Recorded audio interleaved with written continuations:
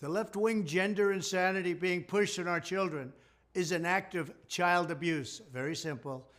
Here's my plan to stop the chemical, physical, and emotional mutilation of our youth. On day one, I will revoke Joe Biden's cruel policies on so-called gender-affirming care. Ridiculous. A process that includes giving kids puberty blockers, mutating their physical appearance, and ultimately performing surgery on minor children. Can you believe this? I will sign a new executive order instructing every federal agency to cease all programs that promote the concept of sex and gender transition at any age. I will then ask Congress to permanently stop federal taxpayer dollars from being used to promote or pay for these procedures and pass a law prohibiting child sexual mutilation in all 50 states. It'll go very quickly.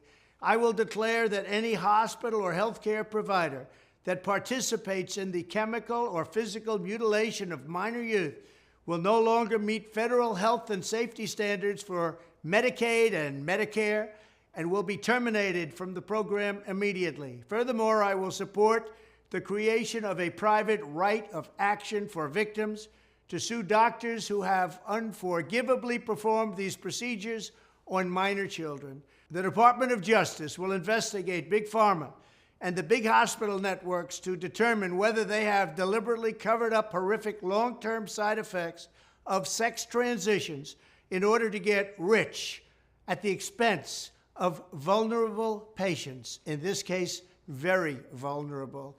We will also investigate whether Big Pharma or others have illegally marketed hormones and puberty blockers, which are in no way licensed or approved for this use.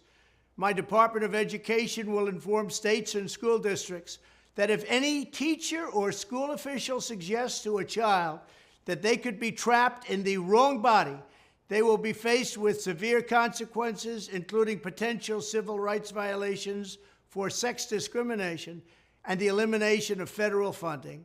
As part of our new credentialing body for teachers, we will promote positive education about the nuclear family, the roles of mothers and fathers, and celebrating rather than erasing the things that make men and women different and unique.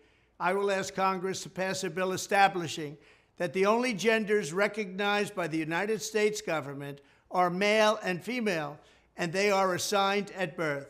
The bill will also make clear that Title IX prohibits men from participating in women's sports, and we will protect the rights of parents from being forced to allow their minor child to assume a gender which is new and an identity without the parent's consent.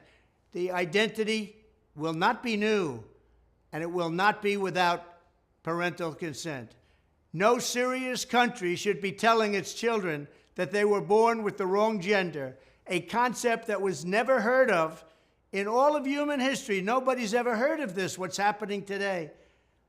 It was all when the radical left invented it just a few years ago. Under my leadership, this madness will end. Thank you very much.